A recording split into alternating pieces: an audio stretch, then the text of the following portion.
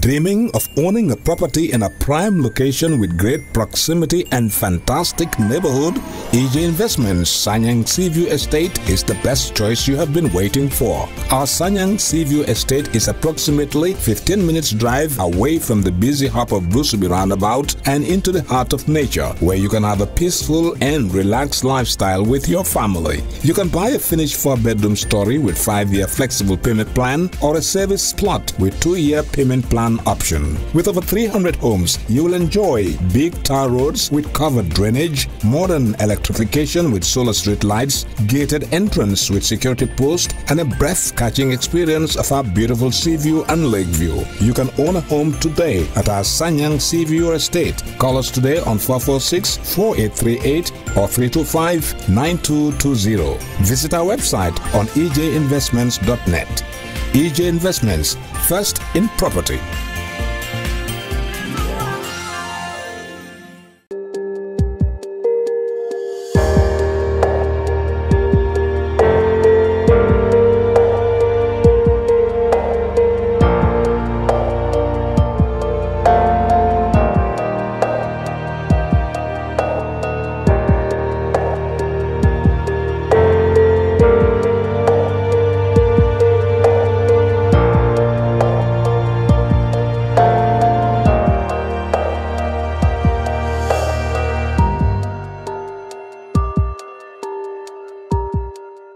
Hello viewers and welcome to yet another edition of the Brunch. I am your host today, Fatou, and introducing our usual father. Welcome to the show, Nima Camera and Mr. Fatou.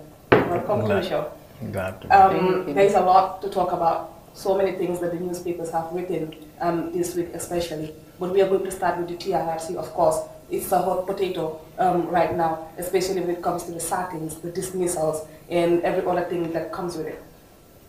Yes, sure. The TRRC starts on Monday after a brief recess. They had been, during the recess, going to various places to visit some sites in order to put a face to some of the places that they have been hearing of during the testimonies, like detention centers, Janjambure prison, Joshua prison, secret detention center near Joshua prison. We've heard there are many of those across the country, but they visited this one. They visited Fajara as well.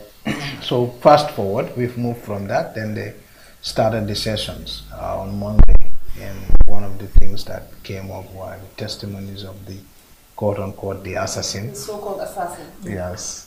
Wow. The assassin who has never earned his name because he has never killed anyone. At least according to him. Apparently, yes. Apparently.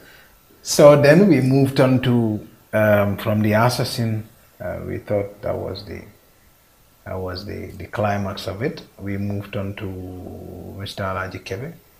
Mr. Alaji Kebe was also a soldier at the time of the coup. You will remember Mr. Lamin Sanya testified that one corporal, Alaji Kebe, came to him and said, and instructed him to gather men. He was surprised why a corporal would come to her. At the time, I think he was the RSM who would come to him and order him to do anything. Okay. That Alaji Kebe was apparently named as one of those who were involved in some excesses in the camp during November 11. But this Alaji Kebe apparently denied that. So yes, and then he was the one who, fast forward, would implicate Mr. Lamin Fati. Yes. Lamin Fati is the other witness who also came.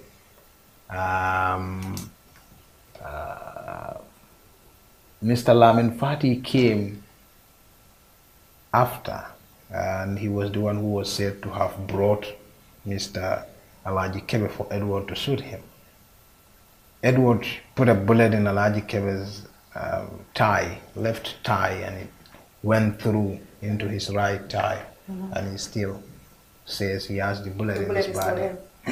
So, fast forward, Lamin Fati admitted he put Alaji Kebe in a trunk and 3 other people in a trunk, but he denied killing or torturing anyone with the exception of these 3 cases. I remember Alaji's cousin, Khaled Silla, is one of those who were killed in the forest, and he was said to be there. Many witnesses said he was there, but he denied it. So, moving forward, after Lamin Fati, yesterday we had this morning one witness, and we will be having on Thursday. There were 2 witnesses. The other one came in the morning, and the other witness came in the evening, but they were police officers, they were not soldiers.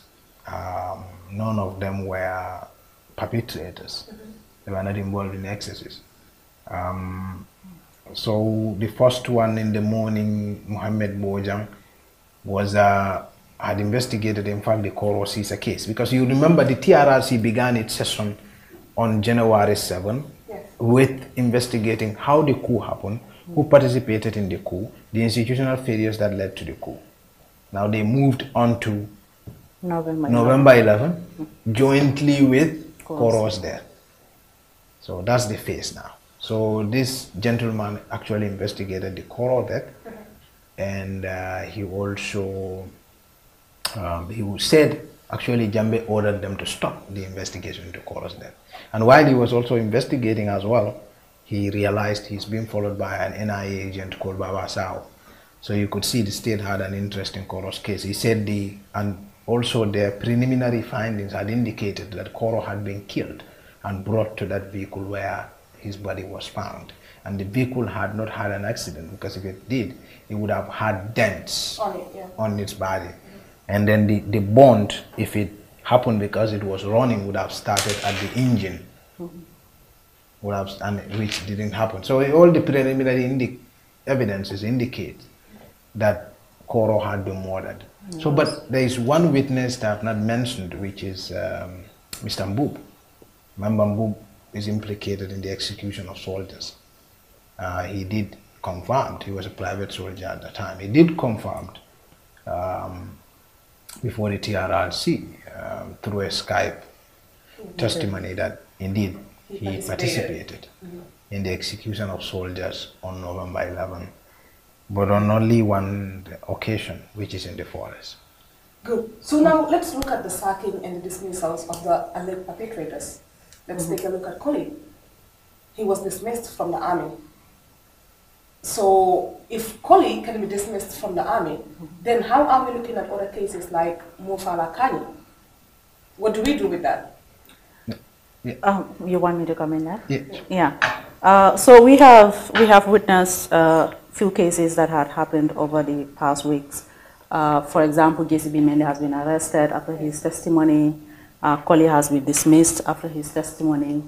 Who else has been arrested? Senghor?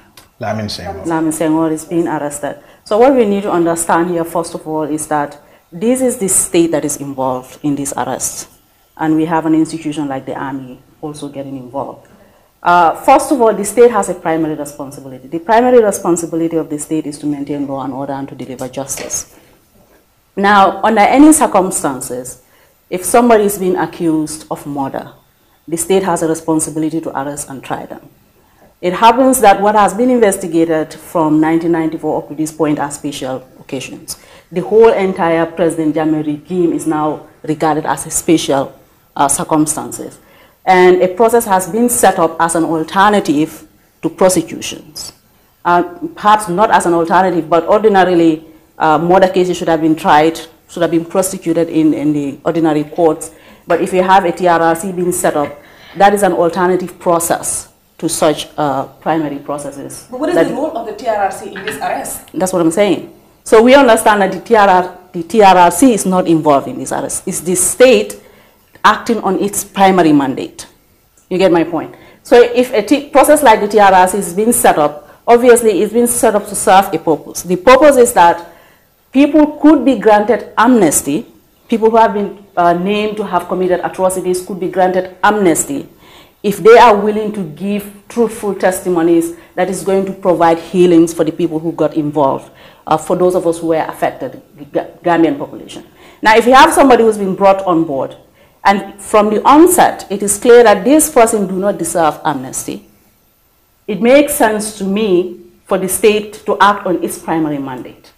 Because then we can understand that even if the TRRC is going to come up with their recommendations for who is going to be prosecuted, who is going to be granted amnesty, these particular individuals who are not helping the TRRC process would not be liable for such amnesty, right?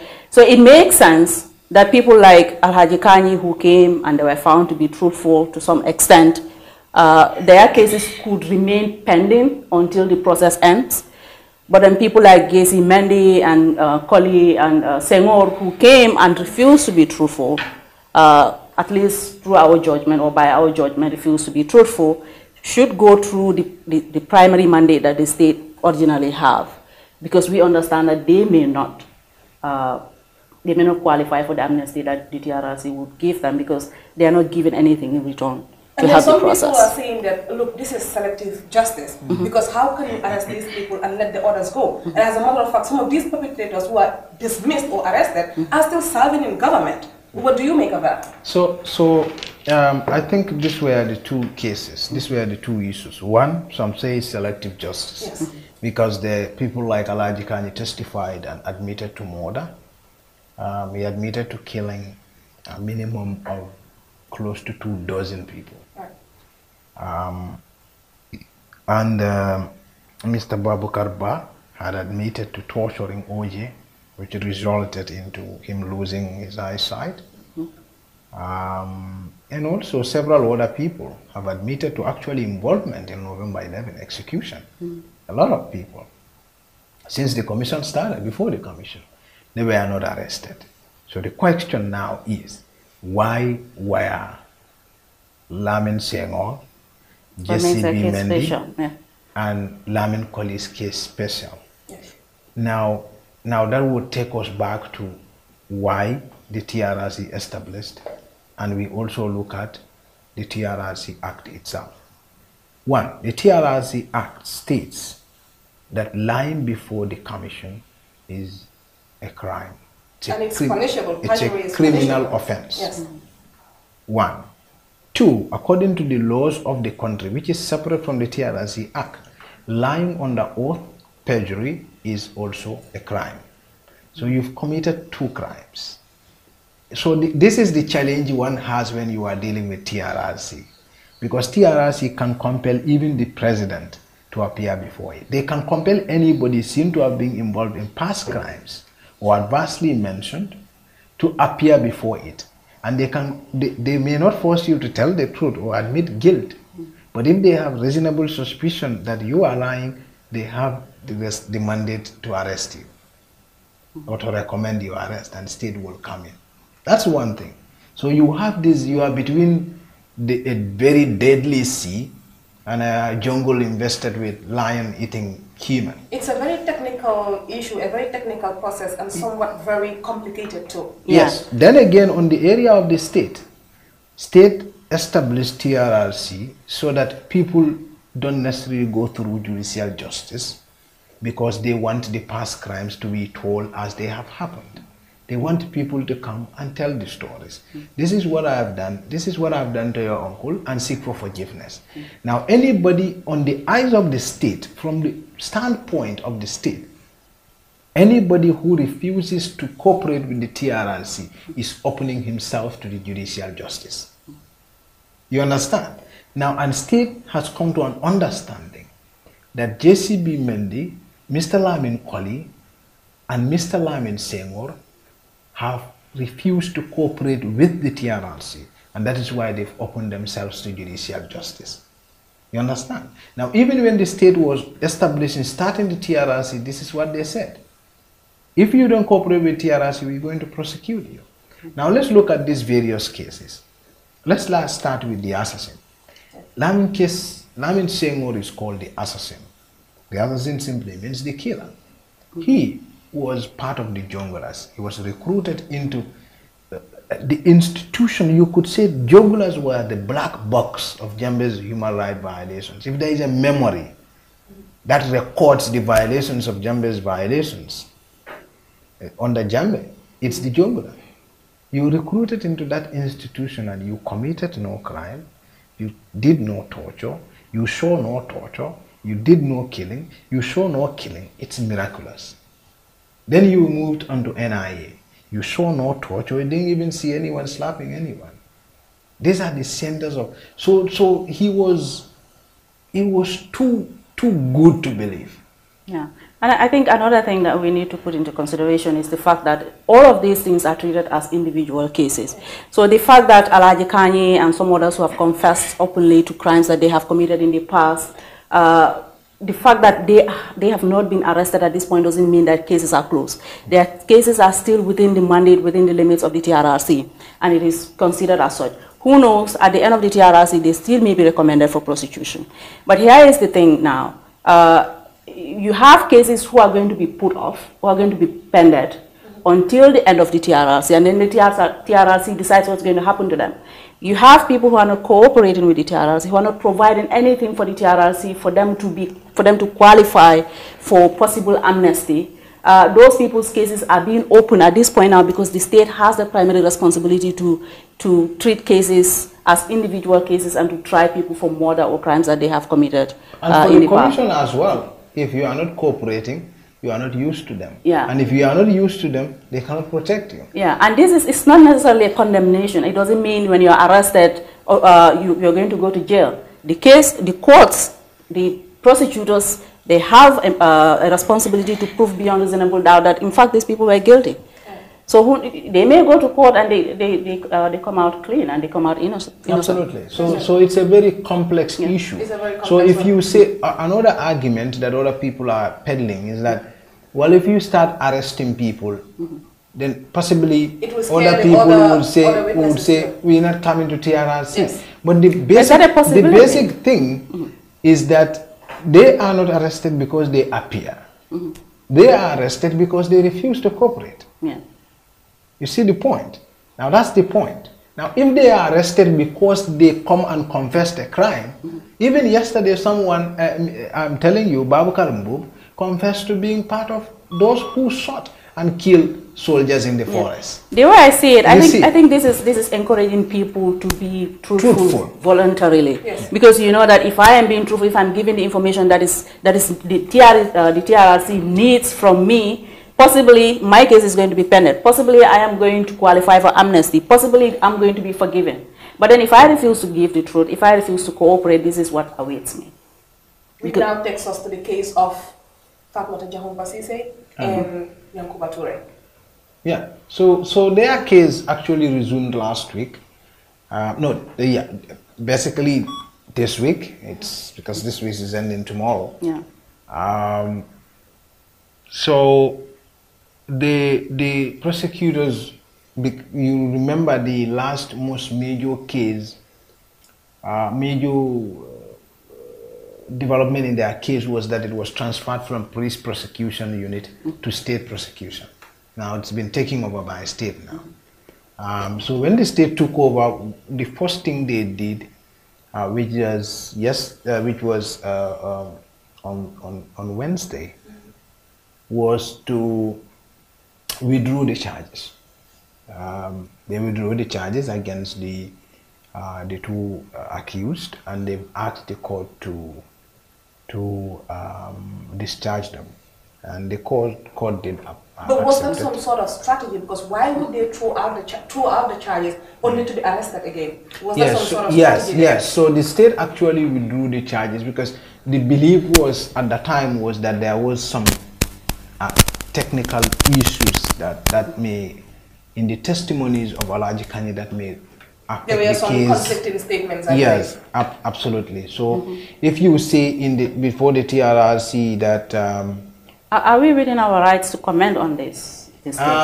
Because it's not a case currently before the court. So what happened was the case, prosecutors realized that there were some faults within the testimonies of Mr. Kanyi, and that's my understanding. This is not a point of view from a legal expert. And they take the case out of the court at Kanifing and sort of now bring it before the High Court, because our understanding is that they are now taking the case to High Court. Yeah. And in fact, the defense lawyers have said this already before the court, but the prosecutor wasn't very keen on talking about it. Actually said, no, I mean, who told you we're going to High Court? But it was obvious that they fight. In fact, they later released them and they were arrested again and charged again, and then they now be taken to High Court. So my theory with regards to this is that the state did not arrest Yankuba Toure and Fatou Jahumpa to be vindictive, to say that this is a serious case that we want to pursue. I think it was done to deter people from doing similar activities, to distort the processes that is already ongoing. So I think they can afford to lay it off at this point if they feel that their purpose has been served, if they feel that some people who might have in the past been unwilling to come forward or deter other people from coming forward are now scared and they are more willing to do so now. I think based on that understanding, they could say we can afford to let this go now. It's quite a serious case as well, because if Yakuba and Fatoumatta are found guilty, they are going to jail they could be jailed for a minimum for 3 years, or fined $1 million, or go to jail for 3 years and be fined $1 million both. Yeah, I understand, but so from the state's perspective, how serious is it for them, other than to deter other people? Incredibly serious, because if you look at it, this is the first person who tested this law, and that is why it's important for the state to say we've meant business, and because we are committed to ensuring that this TRRC is respected and this TRRC fulfills its mandate. We're going to make sure we crush anything that's going. So if that is the case, then it means that their first attempt failing has implications, because that is portraying the weaknesses of the state more so than. Yes. So if you are weak, that is why you want to redo the process. Okay. That is why you want to take some step back, assess yourself and your strategies as a prosecution, and take the case forward. I think that's it for the TRRC. There is so much that we can talk about. It's just too much. Now we move to the coalition. The coalition meeting. Yes. Happening today, I understand. It was supposed to happen on Thursday. Apparently, yes. Yes, and then they now doing it today. What led to its postponement? Do you know anything about that? No, actually, they said some of the key coalition partners had trouble. I couldn't think of much, but I do know Halifa Sallah is not in the country. Mr. Syria Jara is also occupied. He has a lot of meetings on the National Assembly because there are some Commonwealth lawmakers here, and Syria is one of those who are going to be with them. And also there is a training ongoing at the National Assembly, I think. I think Salah went to Dakar.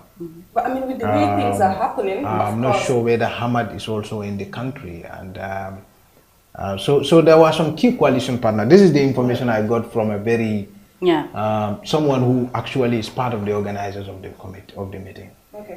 I mean, with the way things are happening, and of course many people questioning if a coalition still exists, what's there to meet for?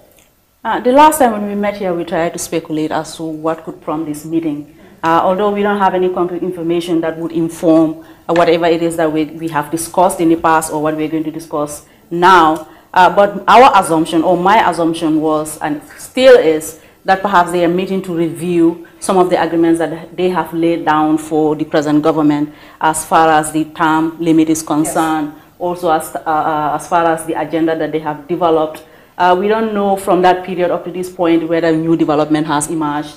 But our understanding is Barrow is not attending, and our speculation or our assumption from last week was that this might have been Barrow's undoing. It might be Barrow who is calling for this because he now wants to legitimize whatever decision he has made with regards to the term limit. And if the coalition is willing to endorse 5 years now, that gives legitimacy to his powers and his authority.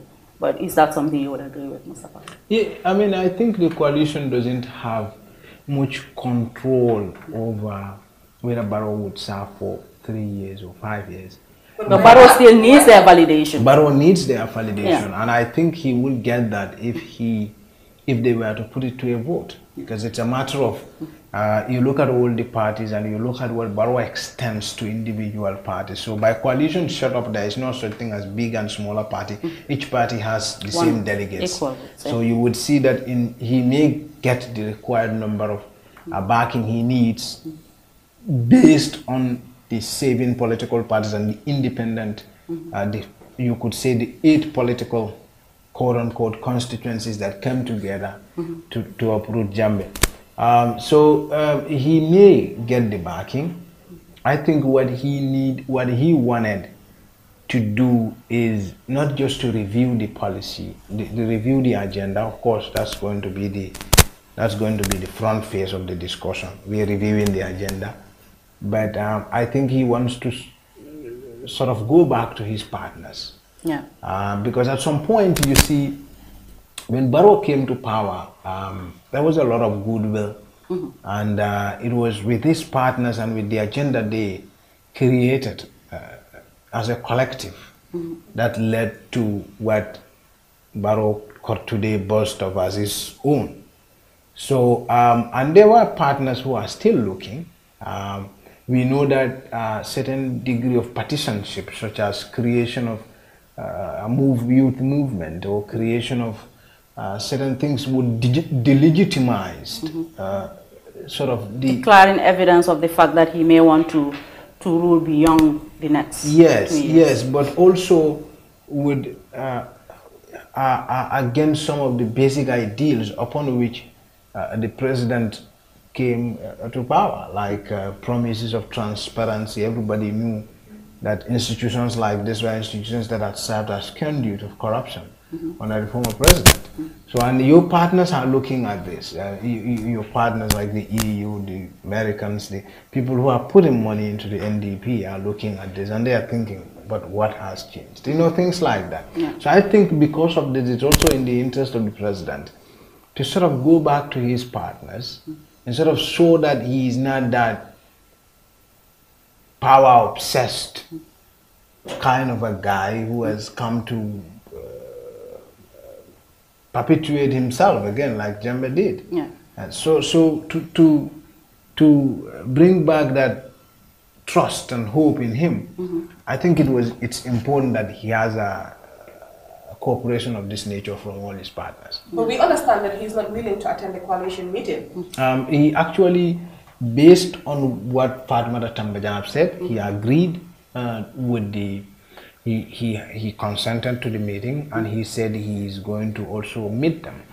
He's agreed to meet them after the meeting. So that is to say that he has agreed with the spirit of the discussion, which is to reunite the coalition. I think it's easier said than done. Yes. We have had the UDP is going to be an observer, as far as I know. In fact, Dabo has made that clear that they are going to, from his perspective, they are going to go to the meeting. They were yet to sit over it as an executive. I've contacted some few people in other parties, and I'm not sure what about PDUI's position on this. I've not seen anything on Foraya relating to the meeting today. That shows significantly where the party's position is. But it looks increasingly likely that PDUI would certainly not be in favor of anything that would seek to perpetuate one. So would seek to back Barrow to move ahead. I doubt it. While you're saying what you're saying, two things occur to me that if, for example, if the coalition members agree or decided they wanted to meet to renew the coalition agenda, and let's say, for example, the coalition agenda was about reforms, institutional reforms, security reform, the setting up of commissions to inquire into past atrocities and so on and so forth, how many of that would we say Barrow has accomplished so far to allow the coalition members to say, okay, you are on track, we would allow you to continue on this track for a number of years as the Constitution would allow. But also, since UDP has always been the antithesis to the coalition agenda, especially when Dabo first came out to say that the 3 years does not stand, I am going to fight anybody legally if I have to defend Barrow's right to rule for 5 years. And now that UDP is out of the picture, and we know that majority of those who form part of the coalition had a problem with UDP more so than they have with Barrow. Do you think that this could renew their goodwill as far as Barrow's mandate is concerned, as far as their trust is concerned? That could in some smaller parties, not certainly PDYs. PDYs has its own convictions that they wouldn't certainly fall in love with Barrow because he is falling apart with UDP. UDP. Isn't that a possibility? PPP perhaps. PPP will not be enticed by that. Yes. And NRP is with the Barrow. Absolutely. We've seen that, that's clear. Yeah. GMC is also with Barrow. Yeah. But PPP, PDYs and the UDP would certainly not be enticed. And I don't see that they still own up to the coalition. But I think for them, they would be very cautious. They would come with their fist clenched, not to reveal what is inside their hand. So that they would not, because the bond of trust that has brought them together had been broken. That's true. And Barrow but we have to understand this is politics. It's the numbers that count. It's the number that counts, and the number that is out is more than the number that's in. That's but if that is the reason why they want to band together now against that number? Now that isn't you that cannot bound against that number because coalition is like 75% versus 25%. Incredible number of the coalition is UDP, and incredible number of the other weight is PDYS. So you don't think it's PDYS is almost not entirely, but almost the same weight with NRP. PDYS has 4 constituencies right now in the National Assembly. NRP only has 5 constituencies, 1 constituency ahead. So you would see PDYS is on this side. If they were on this side, and you have UDP on this side, so you have significant number of the coalition on this side. But I'm curious. So other parties are not quite significant as they sound. They have a name, but they don't have the numbers. Then how about the correlation between appointments and being a member of the coalition? Because I've heard Dabo say that, did he say we are no more part of the coalition? Yeah. Do you have to be appointed to be a part of it? No, you don't have to hold a cabinet position to be part of coalition. But there are 2 aspects to it. There is the chief executive. What is happening from Dabo's perspective, there are 2 things. One, you would be wrong to say we are expelled from the coalition because we are expelled from the party, from the cabinet. Government is not the cabinet. You know, government goes beyond that. But it's the highest decision level making body, highest level decision making body of the government. Okay. So I think what his statement signifies is that not that they've been kicked out of cabinet, but that they've fallen out with the man who matters in terms of decision making. So in other words, Barrow has not just fallen out with Dabo, remember, but he had started uprooting UDP candidates and appointees in places. I'm sure you've seen that in government. So there was a full-blown war, so to speak, between UDP and President Adam. So you could see from Dabo's perspective, if he said we are expelled from the government, we are expelled from the coalition, that's not the case. Yeah. That's not the case. But you could also understand, you can also forgive him given given the situation in which it happened, for saying that. Yeah. I think even though it's not, it's technically incorrect. Another way that we can look at it is that there is an agreement, there is an agenda that bound all the coalition members together. If UDP feel they no longer serve or they no longer adhere to those agreements, or they feel that they have been pushed out of the system that could make them feel that they are part of that agreement, then obviously they can say we are no longer part of the coalition. Right. Yeah. That's why I said it's technically incorrect, but he can be forgiven for saying it.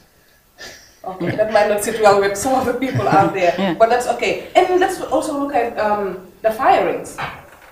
Yeah. Of course, Dabo was sacked, which we know, and then 2 other people who are, who people think are associated or affiliated with the UDP. Of course, Diba, obviously. Ibrahima Diba, obviously. Ibrahima Diba is extreme right-wing UDP guy. Yeah.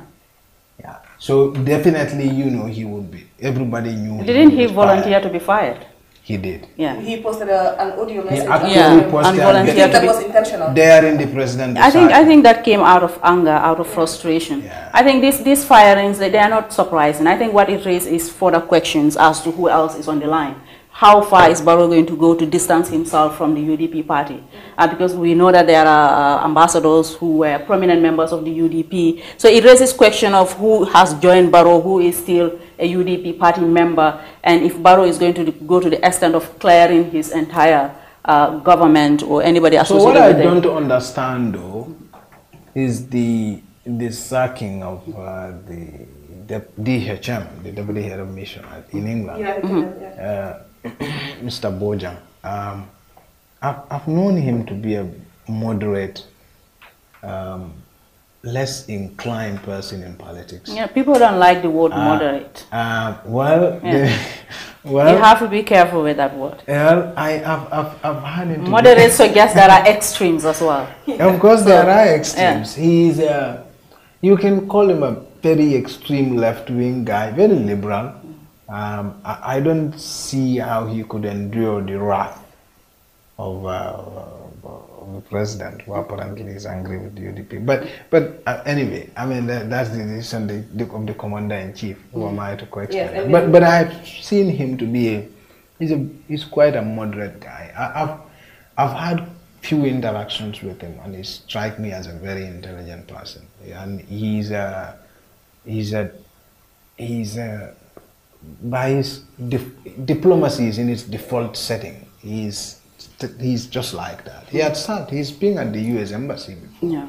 And we interacted with him as journalists in those times. And even after he left, he's been interacting with me. He's not the type of guy who would record a WhatsApp audio and send it to. He's being this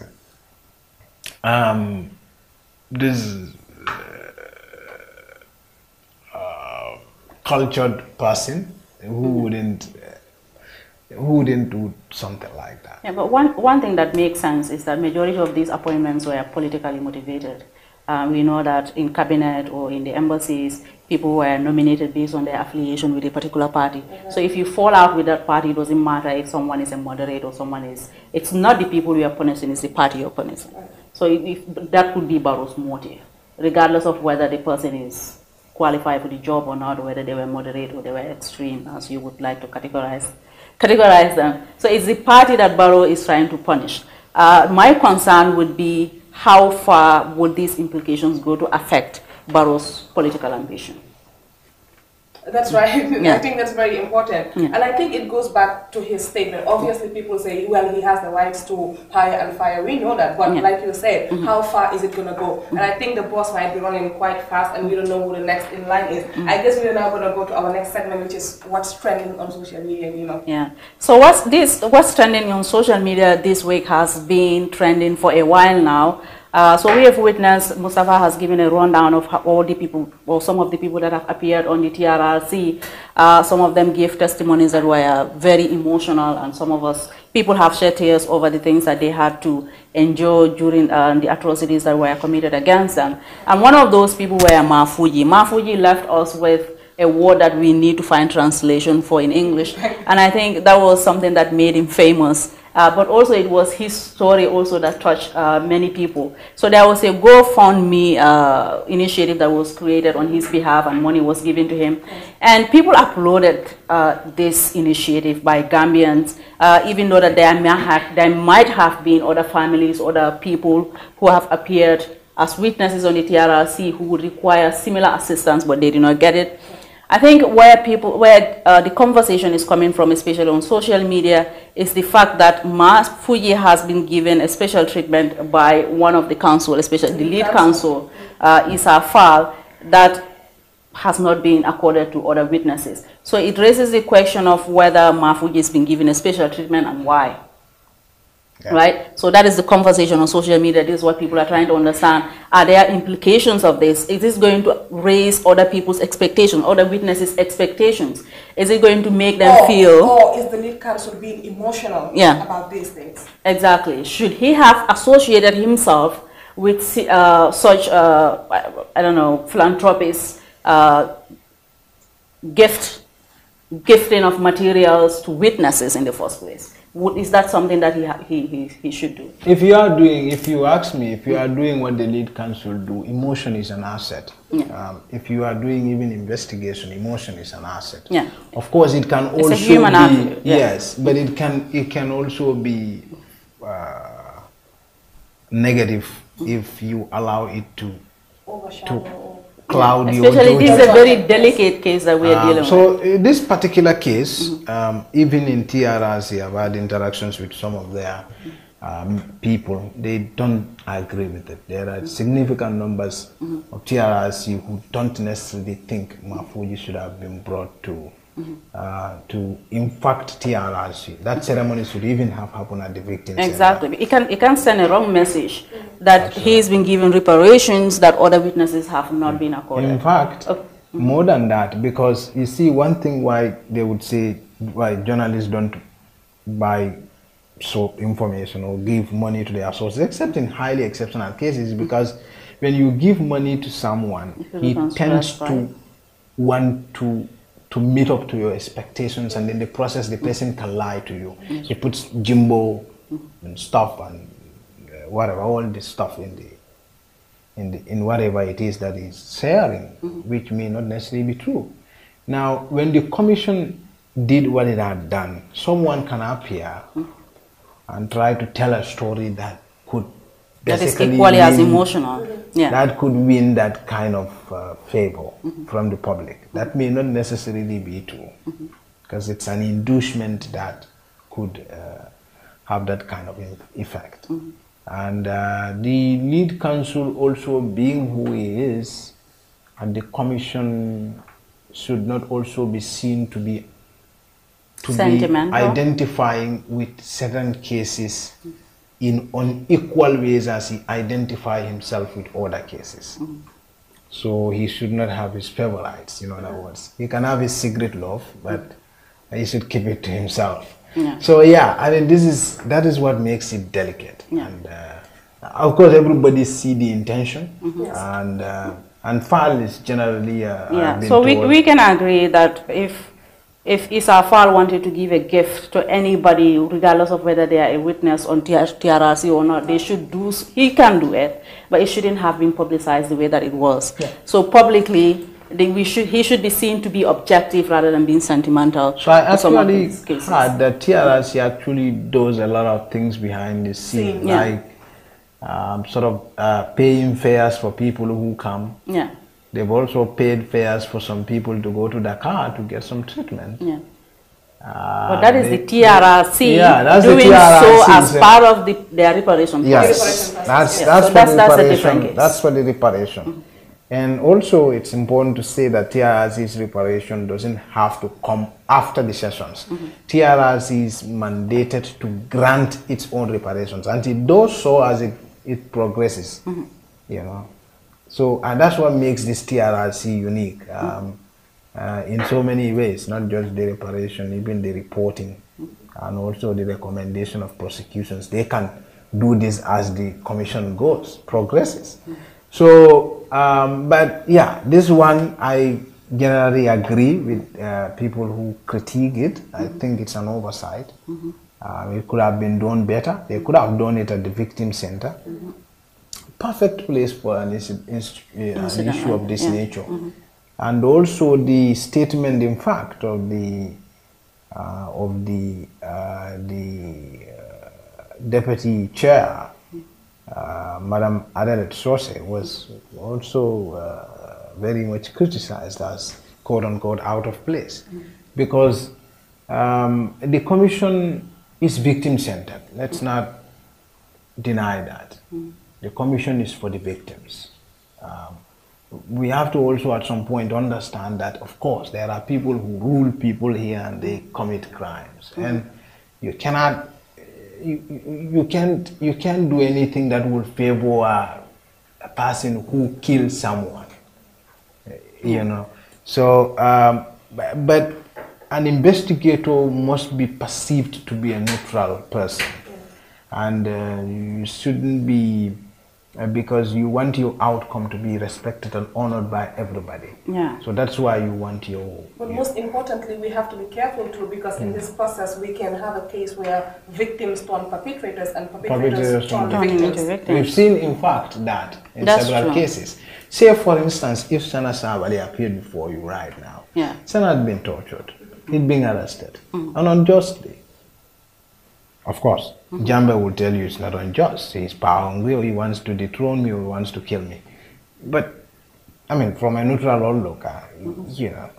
He was a victim. He was a victim. But at the same time, a perpetrator. But so how do you deal with all of those? Yeah, so, but I'm sure the TRRC, I mean, they have lawyers who have dealt with cases of this nature. This is not new to Asia. But also, Baba is an activist. He was also... It's also a principal person. I think they will deal with it. The lead counsel. Yeah, I think the bottom line is the process will survive on public trust. Yeah. So the higher the trust that people have in the process, the more that we can assume it's going to be successful. Yeah. But if cases like these are coming up, what that indicates to people is that whether they know it or not, whether they are aware of it or not, they are validating somebody's pain more so than the other weaknesses that appear, and that's something they want to be careful about, because this is it can be misconstrued by the public, and it can lead to mistrust. I think they've taken note. If you look at their overall approval rating, they're doing quite well. Not entirely well, but very well. Quite well. I mean, even if you look at the media following, I mean, everybody's at it has skyrocketed. Everybody is listening. Everybody except some people. Yes, but majority of this country, this is not like. It's like a soap opera. Yeah, it's the biggest program on television. True. And it's the biggest program on radio. It's the biggest program on online. Facebook. Yeah. That's not an easy thing to get. Yeah. In fact, even some people who are doing programs online had to move it from area around 10 to 4. They have to leave that area for TRRC. That's true. So it's. I think they're doing quite well. They just will have hiccups, and this is one of them. Yeah, and it's important we have this debate on social media, on mainstream media, because this is how we can learn to do better than we are already doing. Thank you very much, Nima and Mustafa. Splendid, as the chair would say. Right. Splendid. So I guess we'll now move on to our next segment, which is the entrepreneur. Every edition of the program, we profile a Gambian who has set up a business for economic growth and employment creation. So in this edition, we met two entrepreneurs, Alaji Gay and of course Omar Toure. They specialize in the sale of both baby and adult products, and they are well known for their good pricing strategy. So let's take a look at that, and we'll be right back.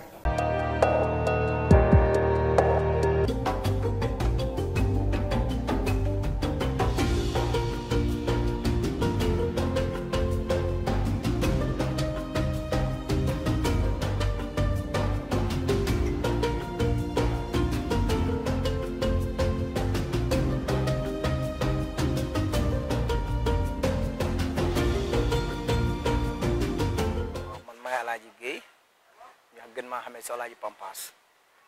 Wow, man jacket di pampas ay bagage xaleer ay kala ay xaftaan lu nekk la de jaay daal loo xam ne dafa jëm ci wàlle solo. Assalamu alaykum wa rahmatullah.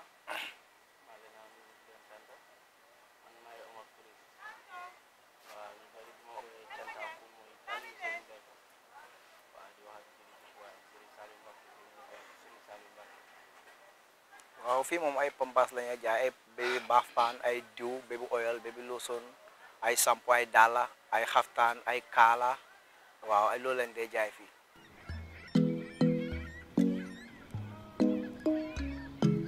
waaw business bi dañ gis ne daal comme xam nga lu nekk loo mënta gis lu nekk rek business daal moo nekk number one because nekk la loo xam ne ni soo ko commencé soo ko defee daal am na daf day jëmale si kanam bu baax a baax da gis ne daal gis nañ ne daal business nekk na loo xam ne daal baax na pour nga def ko saka soo nekkee dëkk boo xam ne yow waa dëkk bi nga aglis nga def war a am def loo xam ne day jëmale dëkk bi si kanam daal loolu moo ñu dugal si business.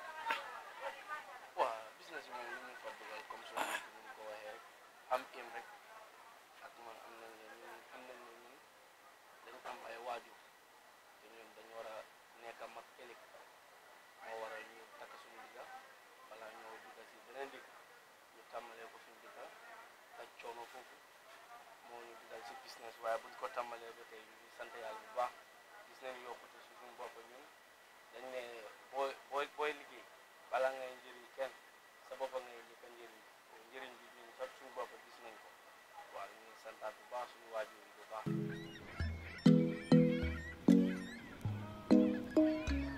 waaw fii moom jafe-jafe bi mooy lan léegoo-léeg bagage affaire bagage yi rek because léegoo-léeg tey nga dem jënd li tey nga mën ngaa dem jënd $100 ëllëg nga dem ñu ne la 125 soo waxee ñu ne la government bi dañ yokkali dañ yokk bagage yi taxi bi dafa seer lu nekk rek loolu mooy problème bi daal suñu fii. waaw comme ni ko Alaaji waxee rek waaw time yi événement ñu bëri ñu koy wanteer time boobu boo demee ay Sénégal yu booy ñëw douane bi daf la dee sonal ak féeri bi daf la dee sonal trop boo ñëwee tamit ñuy wàccee bagage yi ñun tamit ëppa doole bi yëpp ay gan leen dañ la dee woon ne ñun maanaam dañoo wàccee bagage yi foog ngeen yokkal ñu ñun yëpp lu ko waral ñooy taxe bi ñoom tam taxe bi ñu dee fay waaw dëgg dëgg business moom neex na neexul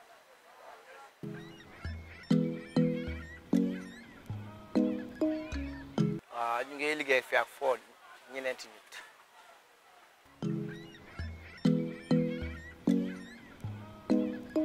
waaw ñun moom ñëpp lañ dee dilal xale yeeg mag yeeg paa yeeg ñun daal ñëpp lañ dee dilal because luñ dee jaay ñëpp a ko dee jënda si kaw ba si suuf ñëpp a ko dee jënd ak jigéen ñeeg góor ñëpp a ko dee jënda waaw.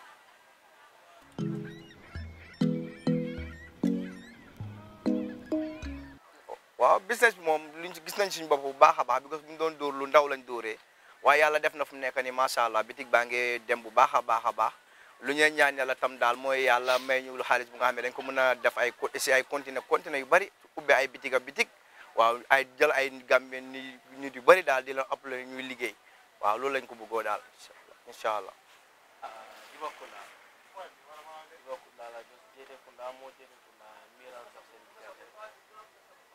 ñu bari moom boo nee expliqué gars yi jéego Kounda rek bitigi Alaaji Pampase ñun la andi ba fii xale bu ndaw sax di tey sax boo ko nee Alaaji Pampase moom xam na ko. 751 3491. waaw 3752067. waaw client yi moom lu ñu leen a wax yéen ñëpp ñu leen a welcome ñëw leen si bitig bi because bitig bi nekk na bitig bu am na la ku fi ñëw doo ko rëcc because bagage yi qualité lañ day jaay. waaw loolu la ñuy wax client yi daal ñëw leen daal boo leen ñëwee de képp loo bëgg lu nekk daal dina bu soobee yàlla da nga ko fi am te dinañ la ko jaay price bu yomb bu soobee yàlla. waaw ñun ñu ngi wax suñu client yi di leen sant di leen gërëm rek boo gisee tey ñun bitig bi tey nii ñoom la ñoom lañ fi toogal te ñoom tax amul leen ñu dul ñun tax amul kenn ku dul ñoom so daan businessman yi daal moo client yi mënuñoo demante bàyyante daal waaw di leen sant di leen gërëm ñoom bu baax. waaw di leen wax ñoom soo gisee tey ñun ñu yëree ba tey di toog ci télé di wax ñoom la waaw ñoom ñoo tax bitig bi tey nii ngi commencé woon benn pampas dem ba tey nga am loolu sant yàlla la bu baax di santaat bu baax waa Diba Kounda waa Diba Kounda amuñu morom moom wax dëgg Diba Kounda moom su naree wax lépp ci moom yaakaar naa suba heure bi lañ fiy jógee.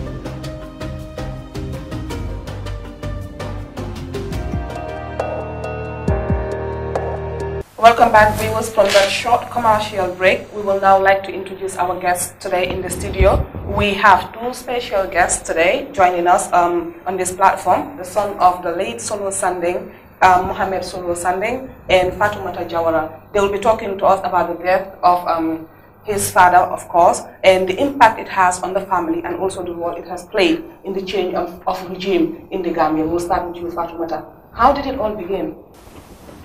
Yeah, good evening, viewers. The whole thing begins April 14. That was on midday, where we were arrested and taken to PIU. From there, we were escorted to the Mile 2 Central Prison. From there to the NIA. Tell us, how the idea of the protest was conceived. We know you people were arrested at Westfield, but how did it all begin and when? The whole thing began on the 14th, midday. Yeah, but were there prior meetings? Were there meetings before with Solo and a group of other people? Not at all, not at all. Okay. So you were called to take to the street on that day? I was not even called to take to the street, but I was called to come and have a peaceful march from Westfield to IEC, where we would tender a letter that we need a proper electoral reform, but it's not a protest. Oh, that was the intent. So yeah. You people were to just walk to the IEC to tender, and drop a letter. Yeah. And you had this letter with you? The letter is not with me. It was with the former National Organizing Secretary General Ibrahim Sulu Sandeng, who passed away that very day. So how did it turn violent? At what point did it turn otherwise, from being peaceful to non-peaceful? It is below. It is above explanation, because we didn't expect that it would have turned to that way. We just see paramilitaries running from different directions, started hitting people, and some were thrown inside the truck. How about you, Muhammad? Did he confide in the family that he was going out? Did you guys know about what he was up to? Well, thank you, first of all, for having us here, Mr. Fatou and Saga. I must say, I think from this explanation, I know deeper than Fatoumatta, because I know that, some 2 to 3, I cannot actually tell when, this has started.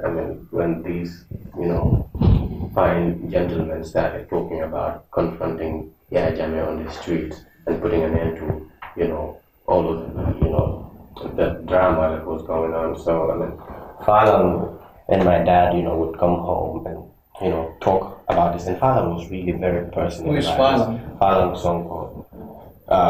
Currently chairperson KMC for UDP. So, they would talk and, I would just quote him, he would tell my dad that solo yalong ningko mi mbaba no wala mitale nga ya jame faith anyate no wala silol kan be min so kala je ngo solo je ndingo le kana jama mo kana karong mi ngala siota ni nyin tala ning political nyin tane na political na tala. So actually, so the idea of the process, one would say, was conceived from these conversations, coming fast forward to after they came from a Congress in April, So coming back from the Congress, this was the Congress that elected Mr. Sandeng. Exactly, that elected him National Organizing Secretary, shortly before he passed away.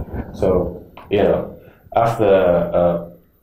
after the Congress, because I was very close to my dad, so I knew something was going to happen, but I wasn't sure what it was actually, But then I would talk with my dad, and we would do things together. So I actually, have already recognized this spirit in him, the spirit of confronting Yaya Jammeh, wherever it is, and his thugs. So actually, I wasn't surprised, that my dad would take to the streets and, these brave men. So did you know how it was going to come about? Has there been a point when he has sat down the family? We know I was at places where Solo had been quite eloquent. For instance, the inter-party meeting that they had at Tango, I was there, and I had him and I'd seen him in several other occasions. But had he confided in the family at any time, on or before this day, on the 14th about his activities? Well, I would say before the day, not actually to confide in the family to say, we are going to stage a peaceful protest, to demand for electoral reforms and so. It was it was not in any way like that. What happened is, in the morning of the 14th of April, I woke up later than that. So I understand they prayed Fajr together with my sister Fatima, who was actually setting out for work, and so she left for work, and I was called upon by him to give him a shave. So I did that, So in the process, he told me actually there's going to be some civil disobedience. That's how he called it, and you should be joining us because you know exactly what's happening, and because I am privy to all of these things, So I was more like a personal assistant to him. So but because of the children, you have to take care of the children. So you might not be going. So just take care of the children even more, in case anything happens. So and I gave him a shave. So the night before, people were at home, Lamin Chams and the others. So, they discussed, I cannot really capture what the discussions were about, but I know all these discussions happened, and there was good preparations about these things. And then, they went on, and he told me, the last thing he told me was, do not tell anybody about you and your kids. So, yeah. He told me, this was the last thing he told me when he was leaving. We met under the tree, and he told me that he left. So, all in all, we would say there was a good preparation about it. This is a very sensitive topic, and of course, when it happened, you will hear somewhat insensitive comments. People will say, well, I guess he was just thrown under the bus. Do you feel like this was something that this man wanted to do? He wanted to go out there to fight for the rights of Gambians? Thanks for asking this question. These questions came my way. Such comments came my way a couple of times, and they will still come my way. Like when we were having an interview a couple of days ago, when I saw somebody, comment, and I didn't see that comment as disrespectful. I saw it as an ignorant comment to say, "Young man, your dad, Adam Barrow didn't sacrifice your dad." Hussein Dad did. I would read comments like this, not today. From 2017 to now, I've come across a couple of such comments. But I just want to say, if anybody is thinking this way, I think you do not know who Sandeng is, and you do not know what it means to have something passionate, to have a passionate feeling about something. Because if you do, you would know that my father was not consulting anything about his feelings and about his responsibilities, as a citizen. So this wasn't actually orchestrated by anybody, who wasn't inspired by any individual, apart from his consent. How has his death impacted the family? Well, in a series of ways, and I would say Honorable knows how close my dad was, with us, all of us, the family.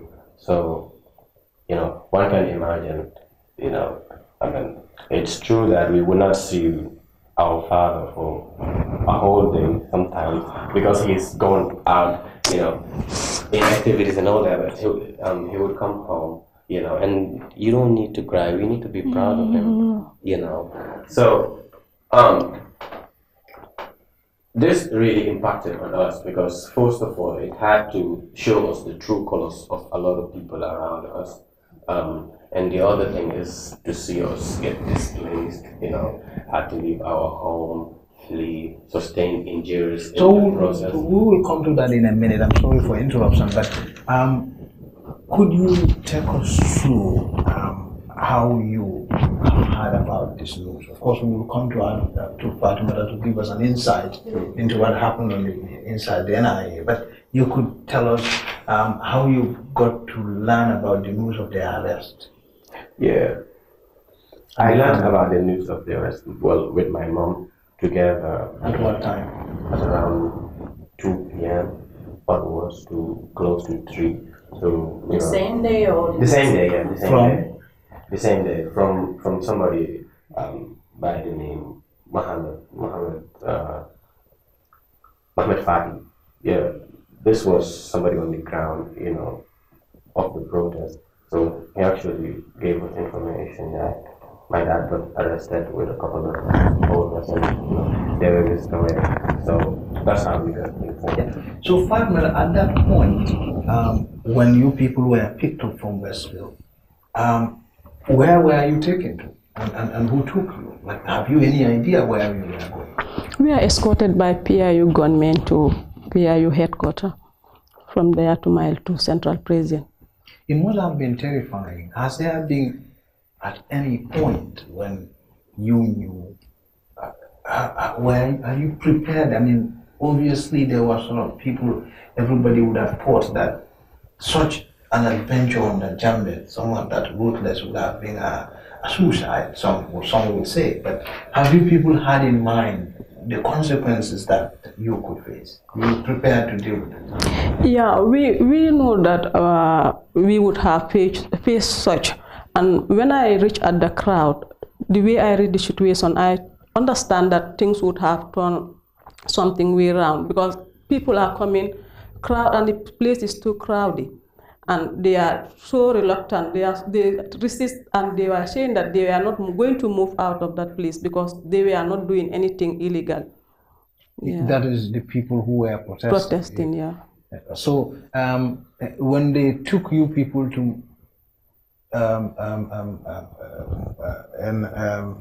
paramilitary headquarters and then to Mile 2, what did they ask you? Did they take from you your protest later? The later you were supposed to deliver to at this place at IEC? Yes, we saw a group of men, some dressed in mufti, some in uniform. Our belongings were taken, and they bring a panel where they took photographs, and they asked Nogoy and one boy to come and grab the materials that I don't even know, banners that they were written, we need a proper electoral reform and so on. So a photograph were taken, then from there, Nogoy, Solo and Mudungom were taken to a separate vehicle, then we were taken inside the truck and we were taken to Mile 2. And then from there, where you taken? You spent the night there? No, midnight. I can't. Excuse me, I want to interrupt here. This case is actually in court, and you might not want to, deliberate on the substance of the case, but perhaps we could narrate a bit of events that unfold that are not necessarily involved in the testimonies. I understand that the case is in court. We should not have gone too far to explain in details, but some of the issues we need to raise them. Exactly, but we need to also be careful. Because I already testify in court, and this was captured by many media outlets. Absolutely. So I think, I can explain some of these issues that Absolutely. So from there at midnight, we were picked from Mile 2 and escorted with a tinted glass vehicle and escorted to NIA, where we were tortured at night. Then I was in coma for 3 days. Then third day after the detention, I found myself in a hospital bed with Nogoy and Fatoumatta. When I asked Nogoy, where were we, then she narrated to me that I thought you joined Solo. So I started crying. Then Fatoumatta told me, you want all of us to die? Because we have no place to go now. We cannot escape from their hand. We are powerless, we are voiceless, and already we lose Solo. So you want all of us to join him. So this is what, at that time I calmed down. We started praying.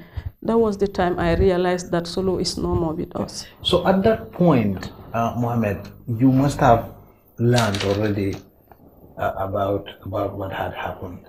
And I imagine the news has gotten to you. How did it get to you? How did you learn about what had happened? I'm not sure if at that point we learned about the answer like that, because we did, we did on the 16th or 16th of April. On the eve of the 16th of April, I had information that she was in coma, plus the 2 others she mentioned. And, that my dad also was in coma. I'm not sure if this person didn't want to, just tell me what happened. But that's the information I had before I went to bed. So, I took it as all of them were in coma, but we never had anything like death until in the morning. Until in the morning, I was in Dabo's house at the press conference when they had broken the news that this is the information he has gotten. At that point, did you hear it at the same time as me from Dabo, or were you informed prior? Of course not. I was informed prior because you know, when I woke up in the morning, because I slept very late, so obviously I didn't wake up as early as my mom and my sister. So I was left home with my siblings. So when I woke up, I went home. I went, you know, into my dad's house. I asked my little sister, and you know, she was you know, trying to, you know, just comfort her. I was like, okay, yeah. She said, you know, people came here and told them that my dad was tortured to death, and I said, no, don't believe that. So I went on to do my findings, and before I could realize, my mom was home, and you know, I came crying, so you know, that confirmed everything. Yeah. So this must have been a painful moment. Of course, everybody will die when someone dies for a stronger conviction. You definitely know he died for a reason, he believes in. But I'm so at that initial moment before you get used to that, it must have been a difficult time for the family to put it together. Of course, it was a very difficult time, especially for my mom. You know, I mean, for me, I think I'm an exception until today because I didn't really, you know, receive this information with such, you know, shock to say. I never expected, you know, such horrible things to happen to my dad because he has narrated to me, you know, on series of occasions how other people were killed and who were involved in killing other people who are still in the government and are perceived to be very good people, you know. So for it to have happened to him, it was no doubt to me because there came times when we asked him to leave, you know, to go somewhere that's, you know, safe for him. He would never do it. So to me, you know, it wasn't really as much surprising as for other people. You felt like he was prepared to die for a cause he believed in. Very well. That's what he strikes you as that individual. Yeah.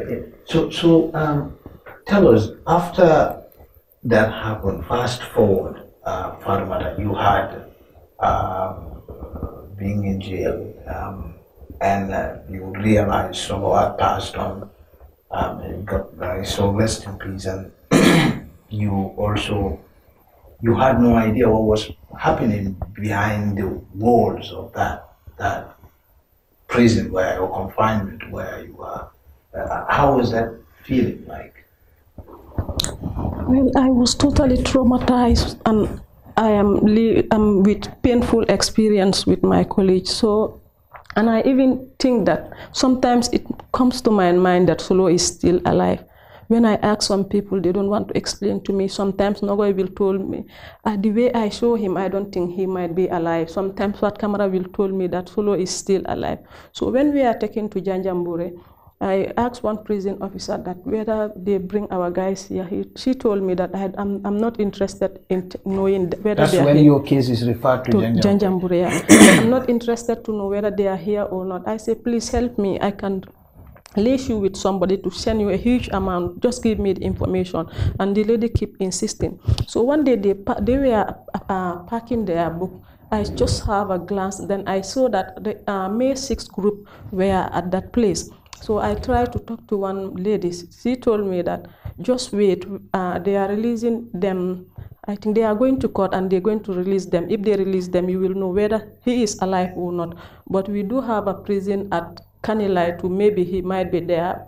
By that time, I think maybe if he is not in Mile 2, he is not in Janjambure, he might be in Kanilai. Because she told me that they have some prison officers who are doing guard duty at that place. So I feel maybe he's at that place, taking medication. At what point did you land that or come to terms with the fact that Solo had finally passed on? When I was released from prison. That's when you had come to terms with the fact that he's no more. Yeah. Fast forward to 2019, he was definitely the face of the change of regime in the Gambia. Yeah. With the way things are going right now, do you think he will be proud? What do you mean? In politics. So let's say, let's put it this way, perhaps. He had taken to the street on an agenda. Of course, it's a national agenda. Do you have a feeling that dream is being fulfilled? Well, I think it's a process, politics itself is a process, and we voted in a transition government, which was conceived, on April 14, one would say, and birth December 1st, whatever the date is, well, what you want to ask, I'm sure, but I just don't want to be in ambiguity. But I understand you were trying to say, the political situation at the moment, how does it relate to the reasons why he was out and all of that? But I just want to say, I just want to highlight a few things. There's negative and positive about all of these things. But I want to say, in the light of the positive, at least we're not having people disappear no more. And I'm sure these are one of the things, why he actually said, look, we need to confront and end disappearances and false disappearances. But on the other hand, also, we're not, by the look of things, we're not heading, towards the realization of strong institutions, Well, despite the fact that our constitution is under review, which actually sets the standard for most of, what we would call malgovernance and things like that. So, but we still are seeing the recurrence of most of the things we stood against, because I remember he never liked, the dismissal and things like people. But, like I said, in the light of the positive also, you still, you will agree with me that there is freedom of speech, and at least, we are set on a path of moving forward as a nation, compared to when we were actually isolated by the whole world. Yeah. So the question I have is for you, Fatoumatta. We know that there are people who believe that the revolution that ended President Jammeh's regime in December 2016 have actually started in April 14. And we know that Solo, by the virtue of the fact that he has died, he was the one who has given the ultimate sacrifice for that revolution, for that movement. And he became the face of that revolution. But people like you, people like Nogoy, people like Fatoumatta that you've mentioned, have all gone through similar atrocities as well. And I can see on your face that you still bear the scars, you still bear the pain.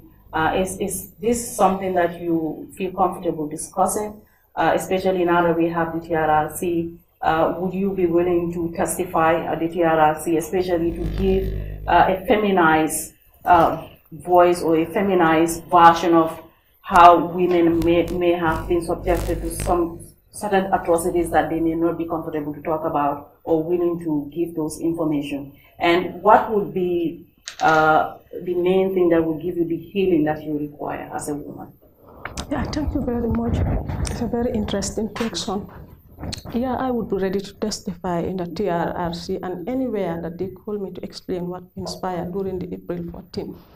Then I feel so emotional to go in for it, but I said, look, I need to push out this thing. I need to speak out against the injustice that happened. We need to speak what happened. Because if you want to be silent about it, it's not helping me, it's not helping others. But people need to learn from what happened here. And the current regime should have know what happened, what we went through. Though every Gambian contributed his or her quota to the democratic dispensation that we all enjoying today. But Solo and the team, their decision to the street was the game changer. So I believe I would feel proud to say what happened. Yeah. And is that part of your healing process as well? No, it's not part of my healing process. I think I need to have more counseling with my colleagues because we know what we're going through. Yeah. It was just a result. I came from Senegal for MRI scanning, and I've been paid when I got $50, $30 would go to the hospital. And I'm even better than some people who have non-formal education. They are not doing anything. How can they help themselves?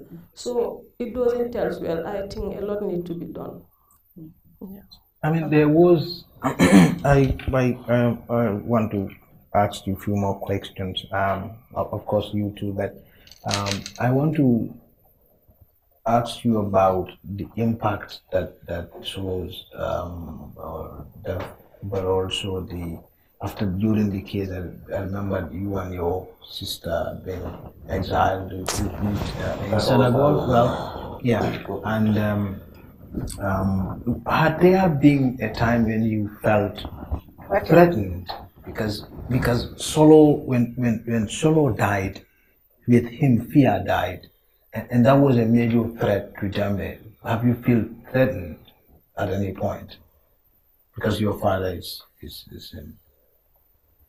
Because he's your father. Well, yeah, I would say throughout my childhood, life, I have been threatened, you know, for being, son to one of the season figure, we used to look for scholars. I just want to say this, and for the most part, never my sister, got awarded a scholarship by the Ministry of Education, and she had always had very outstanding results. So I link all of these things to, the the reasons that my dad was an opposition, and also for the fact that there were times when I do not really feel comfortable, especially after I read a book, that gave an account of the APRC regime from 1994 to 2008. I felt, look, we are dead. We've been killing ourselves, and we're actually dead, walking dead. Because if people who had never done anything, could be brutalized and killed in such manners, from just months after, a regime change, a takeover, for doing nothing, and these people are, way closer, and they were not actually in dissent, with what was happening, that was the military takeover. These people could be killed, for no reasons. Such an outspoken political figure like my dad, and his sons are all threatened, So it wasn't really, we didn't really have the atmosphere, let's say, with an absence of fear and all of that, but we were strong, and I still kept speaking with even my colleagues at school, and they would run away and all of that.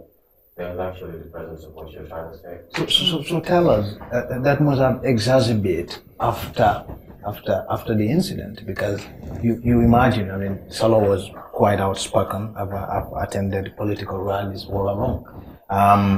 But after his involvement in this incident, and we've seen people who are victimized for being sons and daughters of people who are involved in coup. Was there any target towards you, or have you at any point left the country because of fear for your life? Of course, very well. There were targets, directed at us, because we spent 7 days in Gambia after realizing the death of my dad, after the April 16th protest, which I took part in, and I sustained an injury, and we had to leave our home that day, and everything got scattered. That was the day everything got scattered. So, officials would actually come home, where we used to live, and they would have this information, and there was a point, we left home, but I come home, and my mom also comes home, so, but Fatima was away because she was seen as the central focus of, the central target, because she was the one speaking at that time. So she actually claimed to have had phone calls, that actually threatened her life, and people that close to her called her also to say we're being asked about your whereabouts because we were not at home, and on 2 occasions I came home, and around our house I would see very strange people, security people in Gambia. They're like, you can always tell. You can always tell them. You can always tell who they are. So I would see people I know, they are actually NIA officials, but they wouldn't do anything, because wherever I am, mostly I meet people from that in the course of that 1 week before we left. And we also were in exile for 10 months. And it was crazy in exile, I would say.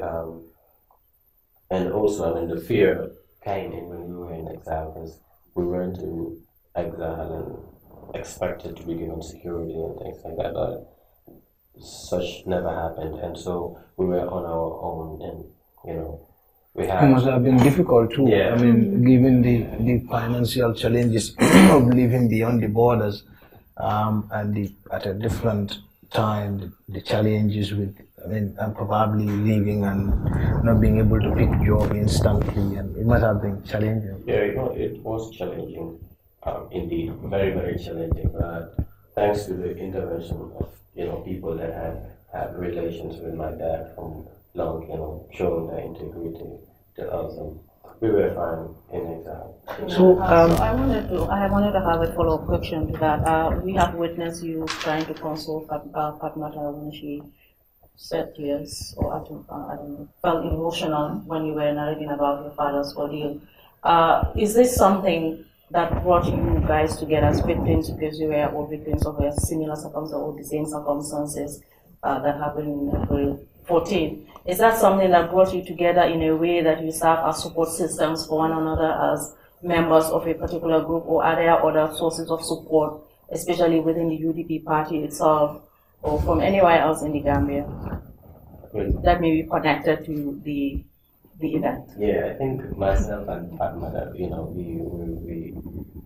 we came from way back, you know, from the days of the youth wing, you know, from 2014 to 2016, you know. Those were the times I actually engaged with her, and, you know, there's this connection that was built, you know, with her, my dad, and my family. So we're actually no stranger to each other, and we have very, I mean, deep emotional connections, you know, as a matter of fact, owing to, you know, what transpired. But we're also support systems to each other, because if we do not do that, who's going to be a support system? So, while you were in Dakar with your sister, were you there too with your mother? Everyone. The whole family? Yeah. And I imagine you must have been hearing from a distance as events unfolded in Banjul, because you already must have, Hussein Dabo was arrested already when you had left? No, not when we had left. Okay. We embarked on the process together. Yeah, I'm saying he was arrested. It was after his arrest that you had left. You left 2 weeks a week after Solo's demise. After the protest. After the protest. After that was arrested. Okay. So I imagine after that there were a chains of events that happened as a consequence of Solo's demise, which then Solo, then Dabo, then other UDP members. You have chains of events, all it's like a cluster of bombs, all detonating at a different time, and you must have been following events in Banjul breathtakingly. Very keenly. Very keenly. And how did that feel like? I must say, those were the most painful moments of our lives in exile, you know, after which we actually all grew up, you know. So I would say that was a growing moment for, you know, the whole family. You know, every day was a funeral for us, you know, whether it was the arrest of, you know, serious more UDP militants, or it was a revelation of, you know, what happened to my dad, and, you know, their testimonies, you know, all of these things piling up, you know. Like I said, every day is a funeral at home. We will have to console my mom, and I would have to hide and cry because I never wanted to, you know, You want to show you are a man. Yeah, because if I didn't do that, I mean, imagine how it would have been, you know. But we all had to be strong for my mom, though, because she had this very strong connection with my dad, and so we all had to be strong for her. So, but then there were a series of revelations coming in that we actually knew everything, you know, happening in Banjul. Everything happening in Banjul. At some point, I know it must also be consoling knowing your father had died for something. But then again, and the conviction you had was that he died so that Gambia could be free. Was there any time you doubt this could happen? You felt like, oh, he's sleeping again. Gambia is getting away with it again. Not really.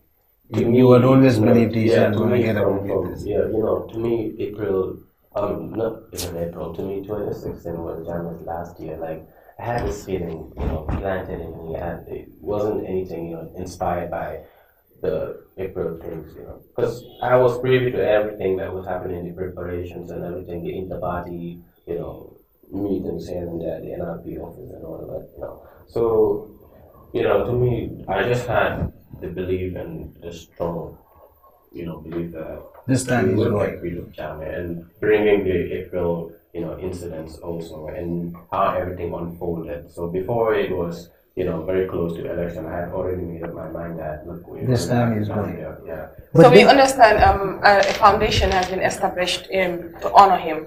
Can you tell us a little bit about that?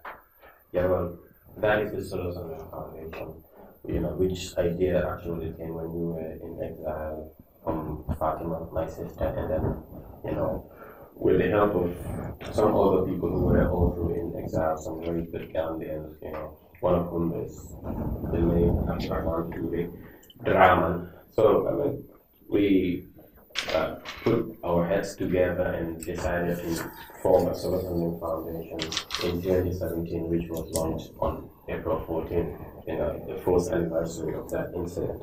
So the foundation has been in place since then, and its aims are to work in primarily victims' welfare as it is at the moment, and also legal aid and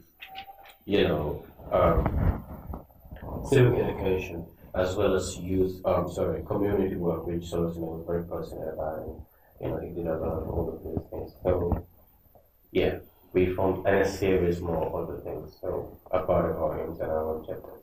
That's good. So the question I have is, we understand that the matter of Solo's death is in court right now. Is there any point that you doubt that justice will be served?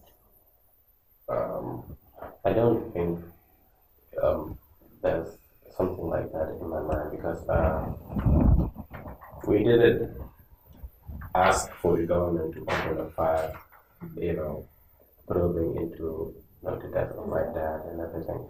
No, they did it themselves. So I think there's this political will, there's this zeal, to, prosecute and find justice. Because there's specialty to the case, because nobody ever died here, and the state comes and admits killing the person.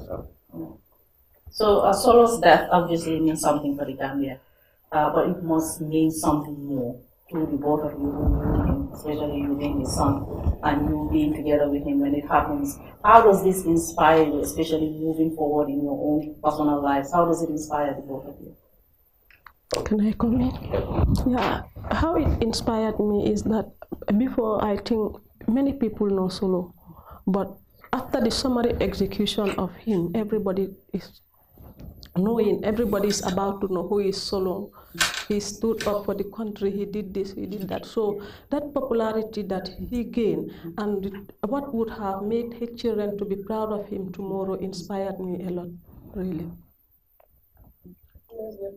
Yeah, maybe I could, before you have a final word, I just want to know just one thing, because I imagine perhaps it may be a disturbing moment for the family. After Solo's death, I had witnessed Dembe's political rallies time and time again after Solo's death, after there was arrest and quite a number. And he made some quite unpleasant remarks about him, about the political leadership of UDP and people who were against him. And I imagine perhaps from his supporters sometimes you often may hear unpleasant remarks about that must be difficult to deal with. Is it? Bullies. Yeah, bullies. Do you just ignore it as ignorant and move on? Well, I must admit that at first I didn't ignore. I had to tell them who Solution was, and I remember, getting into a fight on Facebook, and I had to, just tell this person, what a good man, this person has murdered, and you know, how many children is sent to school who are not his children, you know, in trying to justify, just so we don't receive things like that anymore. But, and we still do, like I told you. But for Yami, I think all he was doing was just to, you know, hide, you know, the evil in him, you know. So it wasn't anything. I didn't, you know, I took, you know, those things personal, but I didn't take them to mean anything because they were words from a lunatic. So, to me, yeah. But was there any time you had people disagreeing with your cause and feel like they support the position that Jambe took, and you feel offended by it? Yes, sometimes you cannot avoid that. It do happen sometimes. But it's just like, so it's like, as he earlier mentioned, you just forget about them and keep moving. Yeah. So about the solo Sandeng, there are a lot of people who say there should be because a lot of Gambians actually thought things that the depth of fear that we had for Jambe has gone with Mr. Sandeng. Yeah. And those they think he's deserving of a symbol of some sort. And you are at the National Assembly. Have you ever considered it important to raise issues of that nature with the authorities to say, let's create some sort of a symbol to remember Solo, a national one at that? Indeed, I do say it in every anniversary of the April 14. But in assembly, the only thing I can do is to support the Human Rights Commission and the TRRC, which I raised my voice and supported it. So we need to wait for the truth to see what they would reveal. And again, as a direct victim, you cannot be saying this is what is going to happen to the victim, this is what would be what the government should do, or this is what somebody else should do, because we have many victims in the country. The only support I can do is to support the truth and reconciliation. When we are passing the bill, you are at the Assembly and the Human Rights Commission, and every Gambian see how they are working, and I think one day or the other, the truth shall prevail, inshallah. We're organizing a Solo Sandeng Freedom Walk, which is the third of its kind, and this will take place, you know, from west, from Tipagars from Tipagars at 9:30 a.m. to Westfield. You know, to Westfield on Sunday morning. So from there we would also have a Solo Sandeng Memorial Lecture. There's a memorial lecture that was initiated by the UDP Youth Wing last year, and it's going to be this is going to be the second edition, you know, of the memorial lecture. So in this memorial lecture, I mean, the aim of the memorial lecture is to send the message of democracy in a very firm and conversational way, you know, like it had been done last year. And this year we hope to see, you know, a lot of people attending it, because, I mean, there's the speaker for this year's event is, you know, a very honorable person, you know, and a very, very great individual for the Gambia, who is no other than Honorable Sidia Jata. So, you know, if we are going to have Sidia Jata to speak on democracy, I mean, imagine what it is going to look like. It's going to be really interesting. So, I mean, this is going to happen at the Medzi Residence Hotel in Kulu the same day at 6 p.m. So the general public is really urged to attend, you know, so that we listen to the message of democracy and spread it far and wide. And also, in addition to that, on the same day, also the young people of the Pakunda. Mind you, the Pakunda is a community where that live, you know, where I was born and all my siblings. So, I mean, he's done a lot of community work in that community. And part of honoring and remembering him, that the young people in the Pakundas decided to initiate a football match. It is going to be the fourth edition of the football game. And this is going to bring all teams in the Pakunda together and putting them into two sides and They're going to play a grand football game that's going to be called the Solo Sandeng Legacy Football Game. So this is going to be graced by friends and family members and very close associates of his. So this is all in remembrance and homage to the sacrifice of Solo Sandeng. Thank you very much there, Muhammed, again. And of course, thank you, Fatoumatta, for granting us this interview. We will now like to take a look at this week's hotspot. This week we feature Rock House Fitness Center located at the Kerr Avenue. Let's watch that.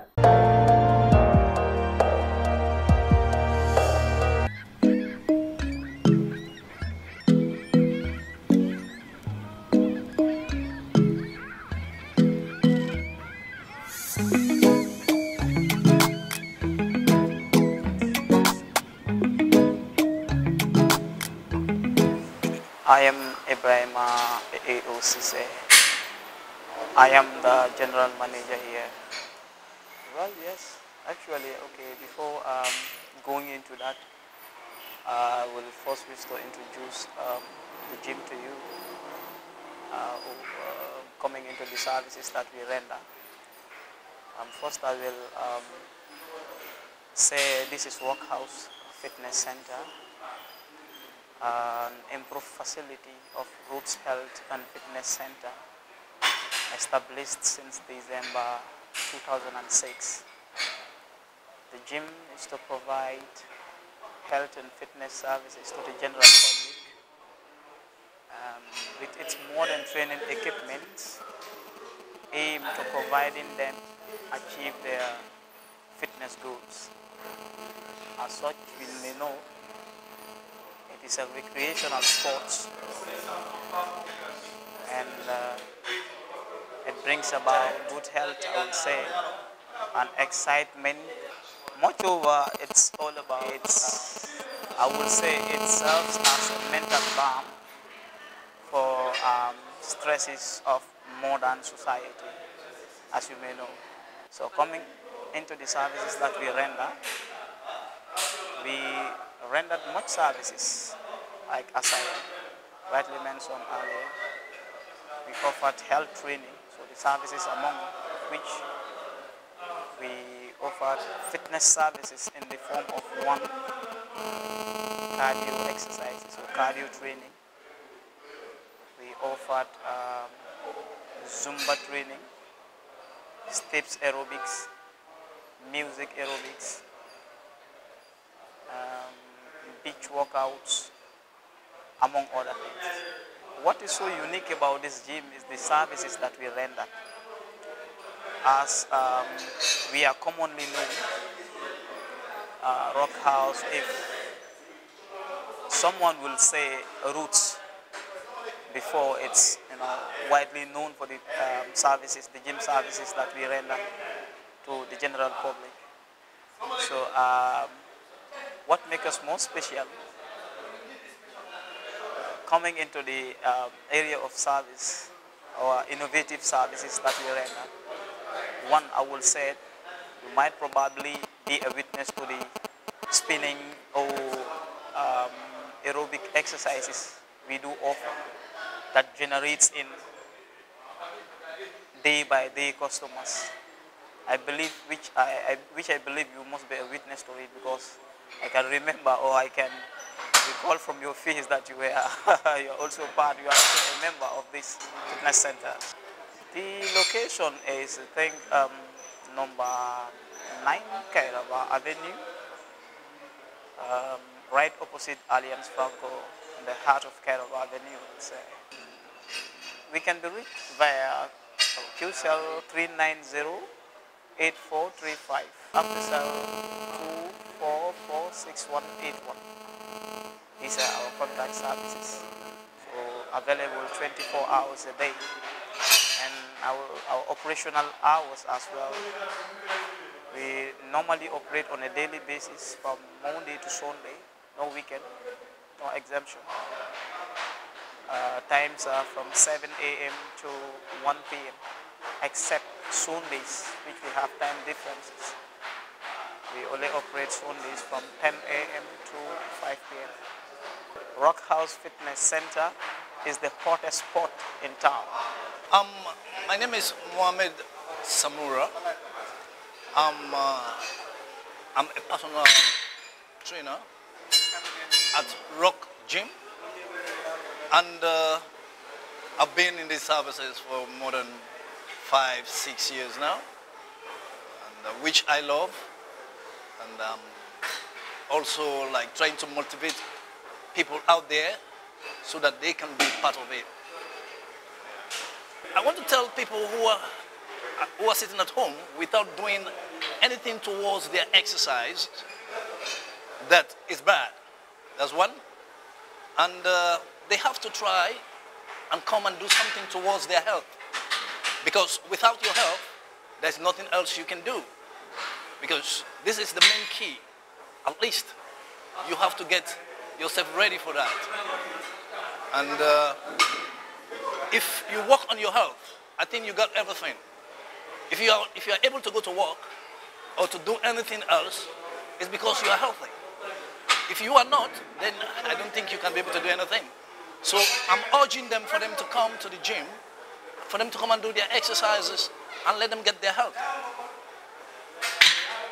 Number two, it doesn't mean, because some people are having some ideas like, oh, I'm not fat, I'm not having weight, so I cannot go to the gym. You know, no.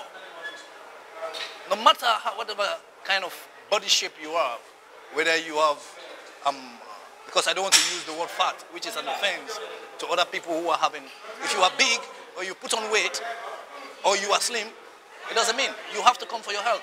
Because if even you are as lean as what, if you are not exercising, you are unable to have high blood pressure, you are unable to have diabetes, you are able to be having, the worst of it, even you will be stressed, always.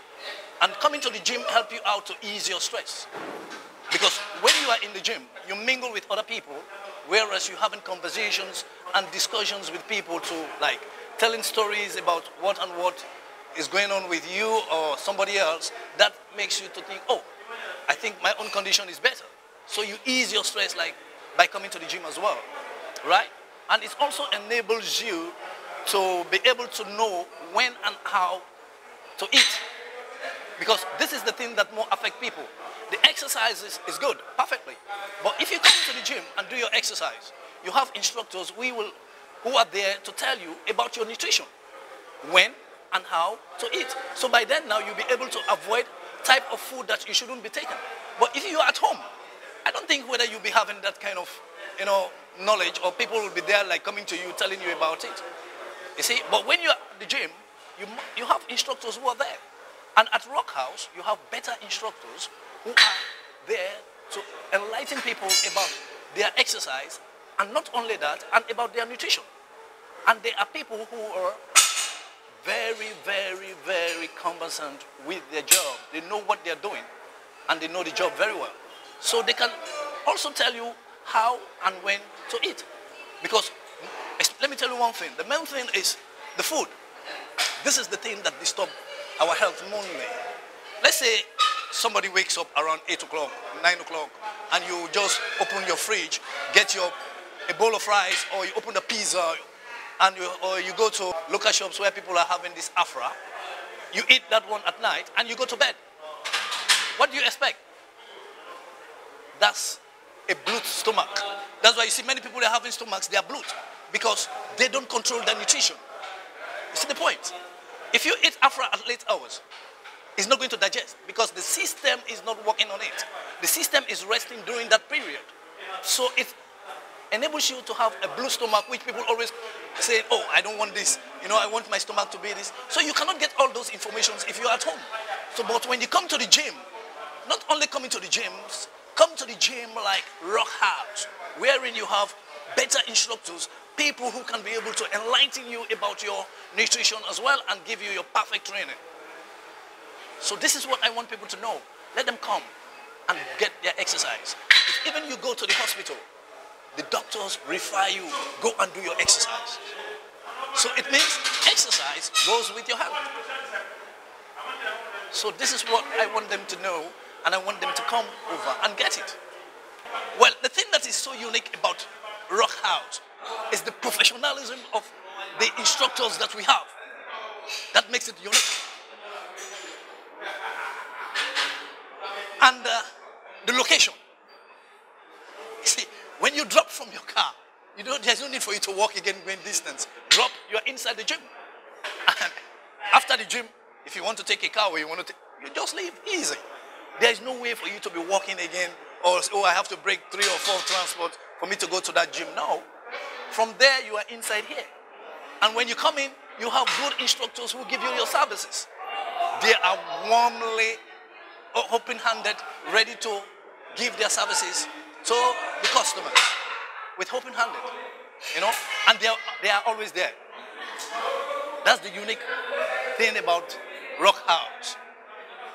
From the management downwards, everybody knows what to do and they know their duties. That's the unique thing about the gym. Assalamu alaikum, wa Gambia. Mala Fakita, dancehall artist here at Rock House. So, tay dama ñëwoon rek xam nga bëgg xamal Gambien si ñi nga xam te ne ñu ngi Gambia te xamuñu Rock House ñu attend si training bi ñëw train because it's a good gym and also everything is here. So, man again Fakita, I'm saying Rock House is the bestest, goodest fitness in this Gambia. So, I'm waiting you guys to be here. Look at me. I'm fine. I'm okay. And fitness is the best.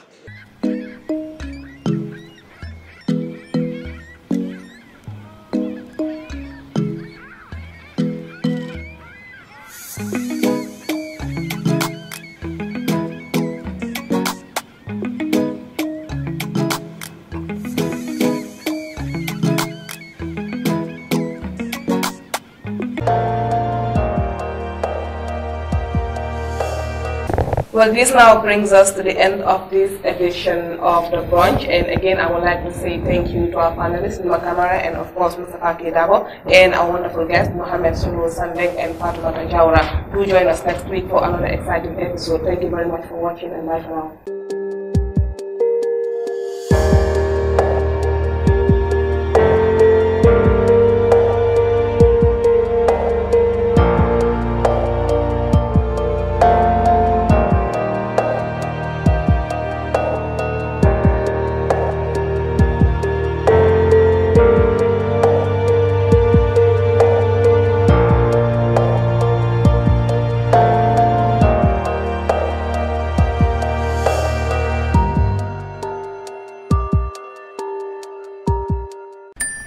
Dreaming of owning a property in a prime location with great proximity and fantastic neighborhood?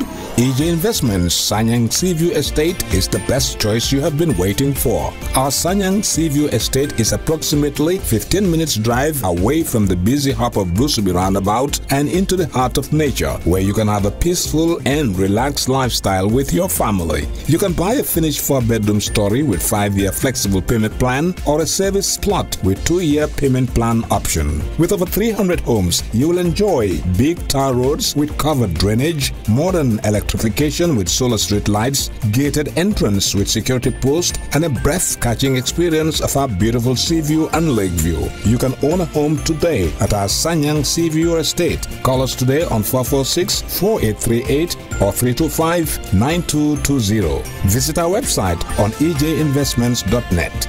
EJ Investments, first in property.